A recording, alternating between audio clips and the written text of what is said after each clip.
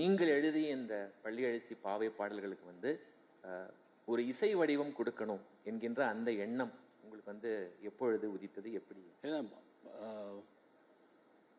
நம்ம கேட்குறோம் இல்லையா, திருவம்பாவை திருப்பள்ளி எழுச்சி எல்லாம் முன்னோர்கள் எழுதிட்டது நம்ம இசை வடிவத்தில் தான் கேட்டிருக்கோம். கச்சேரியில் பாடுறவங்க பாடுறது. இப்போ இது வெறுமனே எழுத்தா இல்லாமல் பாடுறவங்க கிட்ட கொடுத்து பாட வைக்கணும் அப்படின்னு சொல்லி அப்படித்தான் சாதாரணமாக நான் இந்த எண்ணம் தான். சாதாரணமாக வந்தது அப்படியே அசாதாரணமாக இன்றைக்கு வெளிப்பட்டு விட்டது சார். ஆக்சுவலாக சொல்லணும்னா திருப்பாவை தான் ஃபர்ஸ்ட் கர்நாடக சங்கீதத்தில் வந்து அரியக்குடி ராமானுஜங்கார் இசையமைச்சு கச்சேரியில் வந்தது. அதுக்கப்புறம் திருவம்பாவை வந்து செம்மங்குடி சீனிவாசையரால் இசையமைக்கப்பட்டு வந்தது. அது ரெண்டுமே வந்து ஒன்று சைவ வழிபாடு, இன்னொன்று வைணவ வழிபாடு. இது வந்து இசை வழிபாடு. முதல்ல இதுல இசையமைச்சு பாடணும் அப்படிங்கறதெல்லாம் இது இந்த அமைப்பு எப்படி வந்தது, வெளிவந்தது அப்படிங்கறத நான் யோசிச்சு எழுதுறதே இல்லை. வீட்டில் ஓய்வாக இருக்கும் பொழுது ஒரு 4 மணிக்கு எழுந்து உட்கார்ந்துருக்கேன் பெட்ல. பாட கிடைத்த பரம்பொருளை அப்படின்னு ஒரு 3 வார்த்தை வந்தது. நான் யோசிச்சு எழுதுனதில்லை. இது கம்ப்ளீட் இந்த பள்ளி எழுச்சி பாவை பாடல்கள் யோசிச்சே எழுதுனதில்லை. வந்தது பாட கிடைத்த பரம்பொருளை அப்படின்னு 3 வார்த்தை வந்தது. என்னடா ஏதோ வருதே அப்படின்னு சொல்லிட்டு பேப்பர் அங்கிருந்த பேப்பர் எடுத்துட்டு பாட கிடைத்த பரம்பொருளைன்னு எடுத்தா, பாட கிடைத்த பரம்பொருளை பாடுதற்கு ஒருவருப்பு கிட்டியும் பாடி பயன்காண பல்மொழியால் ஏத்தாது பண்டை வினை தூசு மூட கிடப்பையோ முத்தே முகில் மூடா மோன முழு நிலவே மூட மனம் முடம் நீக்குவானை முன்மொழியால் பாடேலோர் எம்பாவாய் அப்படின்னு வந்தது. எனக்கு ஆச்சரியமா இருந்தது. இது 5 நிமிடம் கூட இருக்காது இது எழுதுவதற்கு. இந்த வார்த்தைகளை நான் யோசிக்கவில்லை. அப்புறம் பார்த்தா இது என்னது அப்படின்னு சொல்லி கடன்னு ஒரு 10 பாட்டு வந்தது. 10 பாட்டும் ஒரே வடிவத்தில். உடனே வந்து நமச்சிவாயம் ஐயா அவர்கள், தமிழறிஞர் அவர்கள் வந்து எனக்கு ரொம்ப ரொம்ப ரொம்ப நண்பர்ல என்னை குருவாக அவர் ஏற்றுக்கொண்டு வணங்கியது. உங்கள் பெயரை எழுதும் பொழுது என் கை நடுங்குகிறது. வாவேசு ஐயர் வந்து தன்னுடைய குருநாதர் பெயரை எழுதும்போது கை நடுங்குதே போல என்னுடைய கை, ஐயா உங்கள் பெயரை எழுதும் பொழுது என்னுடைய கை நடுங்குகிறது அப்படின்னு சொன்னார். அவர் நான் வந்து என்னுடைய வெண்பா நன்மாலைக்கு உரை எழுதுவதற்காக அவரை அணுகிய பொழுது சொன்ன வார்த்தைகள் இவை. அவர்கிட்ட நான் வந்து இந்த மாதிரி 10 பாட்டு வந்திருக்கு அப்படின்னா, ஐயா நீங்க வெண்டலை அரசியல் விருத்தத்தில் நீங்கள் எழுதியிருக்கீங்க அப்படின்னா, என்ன வெண்டலை அரசியல் விருத்தம்? ஆமையா, பாட கிடைத்த பரம்பொருளை பாடற்கு ஒரு பிறப்பு கிட்டியும் பாடி பயன்காண பல்மொழியால் 6 சீரா நீங்க வந்து எழுதியிருக்கீங்கயா அப்படின்னாரு. அவங்கயா அதில் எப்படி இருக்கு, ரொம்ப அற்புதமா இருக்கு இது, உங்களை என்ன சொல்றதுன்னு தெரியல அப்படின்னு. அடுத்த நாள் வந்து அதே போல அதே 4 மணிக்கு இன்னொரு 10 பாடல்கள் வந்தது. 20 பாடல்களையும் அவரிடம் சொன்னால், ஐயா மாணிக்கவாசகர் அவர்களும் இந்த 20 பாடல்கள் தான் திருவம்பாவை பாடியிருக்காரு. அவர் 10 பாடல் திருப்பள்ளி எழுச்சி பாடினதை சேர்த்து அன்பர்கள் வந்து மார்கழி மாதம் முழுக்க திருப்பாவையும் திருவம்பாவையும் திருப்பள்ளி எழுச்சியும் பாடுவது வழக்கம் அப்படின்னு சொல்லி அவர் எனக்கு சொன்னார். நீங்களும் திருப்பள்ளி எழுச்சி எழுதிடுங்கன்னு அவர் சொன்னார். நான் அதை பொருட்படுத்தாமல் அப்படி விட்டுட்டேன். அப்புறம் ஒரு நாள் திடீர்னு இந்த மாரித்தோட அதே மாதிரி 10 பாடல்களையும் எழுதினேன். இது எனக்கு என்ன அனுபவம் என்னன்னா, எது தூண்டியது என்று சொன்னால், எனக்கு எப்படி இந்த வார்த்தைகள் வந்தது என்பதற்கு ஒரு ஒரு மிஸ்டிக்கல் ஒரு என்னவென்று சொல்ல விளக்க முடியாத ஒரு சமாச்சாரம். நான் 1980 2000 வரைக்கும் மலை சுற்றுவதை, பௌர்ணமி என்று மலை சுற்றுவதை வழக்கமாக கொண்டிருந்தேன். நான் மலை சுற்றுவதை பார்த்துத்தான் அந்த மலை சுற்றலே வந்து அதிகமாக மக்களால் பின்பற்றப்பட்டது என்று அங்கே அண்ணாமலையில் இருக்கக்கூடிய அடியார்கள் சொல்வார்கள். ஏனென்றால் நாங்கள் நடக்கும் பொழுது பகவான் ரமணருக்கு சேவை செய்த குஞ்சு சுவாமிகளும் நானும் மட்டும்தான் நடந்து போவோம். அவர்தான் முதல் என்னை கிரிவலம் அழைத்து சென்றார். 1980 தான் போறேன். காரணம் என்னன்னா, 74 நான் மூகாம்பிகை கோயிலுக்கு போகும் பொழுது அந்த மூகாம்பிகை என்னை முற்றுமாக ஏற்றுக்கொண்டாள். அவள் காட்டிய வழியிலே நான் போய்கொண்டிருந்தேன். 6 வருடம் கழிந்தது 1980. இதெல்லாம் இந்த ஆன்மீக வழிகள் எல்லாம் குரு இல்லாமல் சித்திக்காது. அதனால நீங்கள் யாராவது குருவை தேடுங்கள் என்றார். அவர் நம்ம என்ன பண்றதுன்னு அப்புறம் அம்மாகிட்ட நான் எதுவுமே கேட்டதில்லை. அவள் கொடுத்தது தான். ஆனால் கூப்பிட்டா உடனே வந்து நிற்பா. இப்போ நான் கூப்பிட்டேன்னா அங்கே வந்து நிற்பா. அது சும்மா வெறும் வார்த்தை இல்லை. உங்களுக்கு நிரூபித்து காட்ட வேண்டிய அவசியம் இல்லை. ஏன்னா நான் சொல்றது உண்மையை தான் சொல்லுவேன்.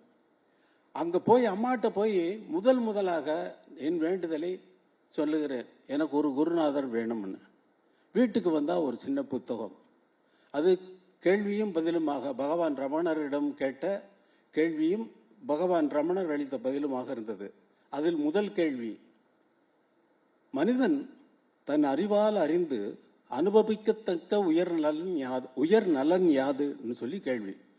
இந்த கேள்வியை படிக்கின்ற இந்த பொழுது கடந்தது இல்லையா, இவ்வளவு நேரம் கழிந்தது இல்லையா, இதே நேரத்தில் அதை படிக்கின்ற நேரத்திலேயே எனக்கு என்ன அறிவிற்குப்பட்டது என்றால், அதை விளக்கினால் ரொம்ப நேரமாகும்.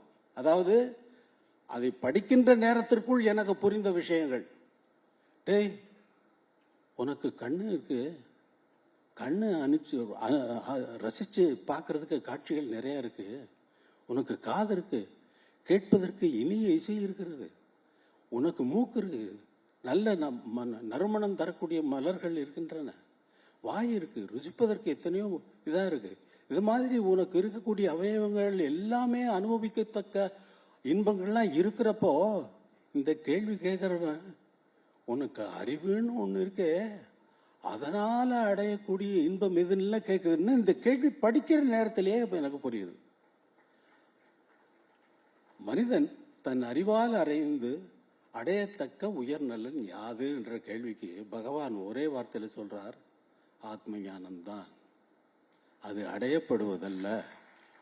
கன்னத்துல ஒரு அற விழுந்த மாதிரி இருந்தது. அது அடையப்படுவதல்ல. புதிதாக எதையாவது நீ அடைந்தால் அது எப்பொழுதாவது இழக்க நேரிடும். அதனால் அது இப்பொழுதே இங்கேயே இருக்கிறது. நான் இன்னொரு அற கன்னத்தில் விழுந்தது. இங்க இருக்கா ஆத்மா, இங்க இருக்கான்னா அப்படி போனேன். இது இழுத்து விழுந்து பகவான் காலடியில் கொண்டு போய் என்னை விழ வச்சது. பகவான் பார்க்கறதுக்காக 1980 ஆசிரமத்துக்காக போற நேரத்தில் குஞ்சு சுவாமிகள் இருக்காரு. அவரும் நானும் சேர்ந்து வாங்க கிரிபிரதட்சணை போயிட்டு வரலாம்னாரு. கூடயே போயிட்டு இருந்தேன். போய் சுற்றி முடிச்சுட்டு வரோம். அந்த முடிக்கிற நேரத்தில் மழை, வருண பகவான் அப்படி ஷவர் போடுறாரு. ஃபுல் மழை இல்லை. என்ன நீங்க பெரிய சித்தர் போல இருக்கே அப்படின்னாரு குஞ்சு சுவாமிகள்.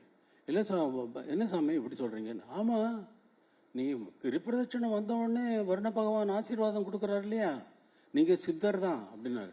ஐயோ அப்படி இல்லை, நான் வந்த நேரத்துக்கு மழை வந்திருக்கேன் அவ்வளவுதான் அப்படின்னா. அடுத்த நாள் போறோம், அடுத்த பௌர்ணமிக்கு போறோம், அப்படியே மழை வருது, அதே இடத்துல வருது.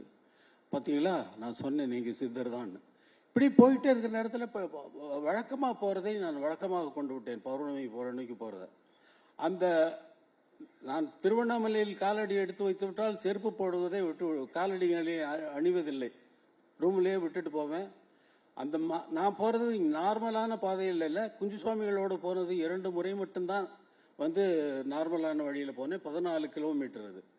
அப்புறமா இல்லை பகவான் எந்த வழி போவாங்க, இல்லை காட்டு பாதையில் நடப்பாங்க அப்படின்னா. பகவான் 3 வழியில் போவாங்க அப்படின்னா. சரி பகவான் அதில் நடுப்பாதையை நான் தேர்ந்தெடுத்துக்கிட்டேன்.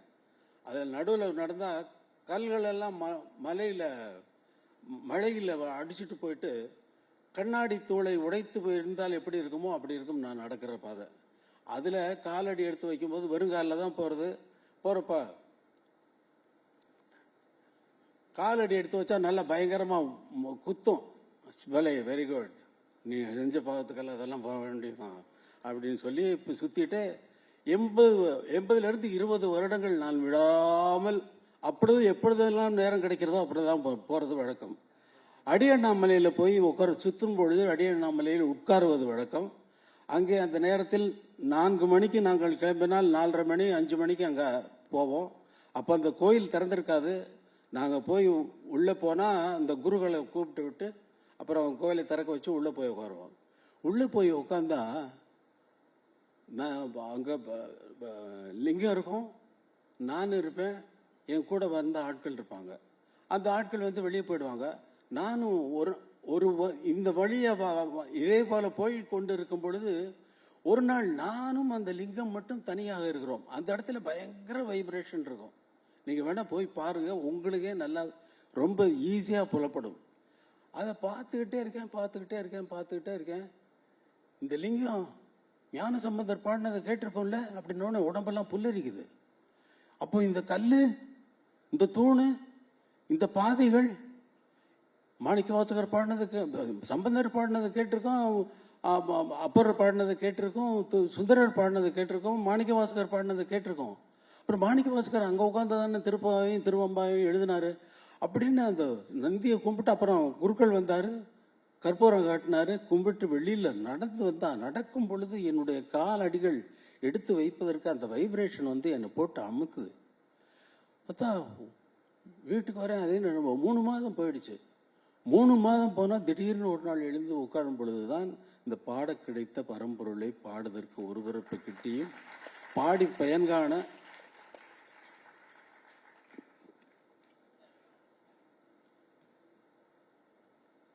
பல்மொழியால் ஏத்தாது வண்டை வினை தூசு மூட கிடப்பையோ முத்தே முகில் மூடா மோன முழுநிலைவே மூட மனமுடம் நீக்குவானே. முன்மொழியால் பாடேலோர் என்பாவாய்ங்கிற ஒரு வார்த்தை வருது. முன்மொழினா முதல் தோன்றிய மொழியால் பாடேலோர் எம்பாவாய்னு அர்த்தம். அதுக்கு அதுல வந்து கடைசியில வருது பாருங்க, இன்ன உலகு இன்ன உயிர் இன்ன உடம்பென்று விதி என்னென்ன தோற்றியதோ, அன்ன உயிர்க்கு இன்ன உணவு இன்ன வாழ்வு என்று விதி என்னென்ன காட்டியதோ, அன்று விதி கொன்று விதி தென்றுமென்றும் அன்பு விதி கட்டி வைத்த அண்ணலுக்காய் முன்னு வந்து இன்னிசைத்தே மூண்ட விதி முற்றுமர பாடேலோர் எம்பாவாய்னு வரும். இன்ன உலகு இன்ன உயிர் இன்ன உடம்பு என்று விதி என்னென்ன தோற்றியதோ, அன்ன உயிர்க்கு இன்ன உணவு இன்ன வாழ்வு என்று விதி என்னென்ன காட்டியதோ, அன்று விதிக்கு ஒன்று விதித்து என்றுமென்றும் அன்பு விதி கட்டி வைத்த அண்ணலுக்காய் முன்னு வந்து இல்லிசைத்தே மூண்ட விதி முற்றுமர பாடேலோர் எம்பாவாய்னு வந்ததுங்க. இது நான் எழுதுற தமிழா? எனக்கு நான் எழுதுனதுன்னு கேட்டீங்களா, நான் யோசிச்சதுங்கிறீங்களா? நான் யோசிக்கல, அதுவா வந்தது, அவன் கொடுத்தது. அதை இங்கே வந்து சஞ்சய் சுப்பிரமணியன் பாட கிடைத்த பரம்பொருளை பாடிய பாட கிடைத்த சஞ்சய் சுப்பிரமணியன் அவர்கள் பாடி ரொம்ப அற்புதமா அவங்க நடனத்துல வந்து அதை வந்து வெளிக்கொண்டு வந்தாங்க. ரொம்ப பார்க்கறதுக்கே ரொம்ப தெய்வீகமா இருந்தது, ரொம்ப தெய்வீக கலை. இசை என்பதே தெய்வீக கலை. அந்த இயல் இசை நாடகம் என்ற இந்த வகையில இயற்றமிழ் இசைத்தமிழ் நாடகத்தமிழ் என்றது அந்த இசைத்தமிழை நல்ல தெய்வீக தமிழாக கண்முன்னால் காட்சியாக காட்டிவிட்டார்கள் நடன கலைஞர்கள்.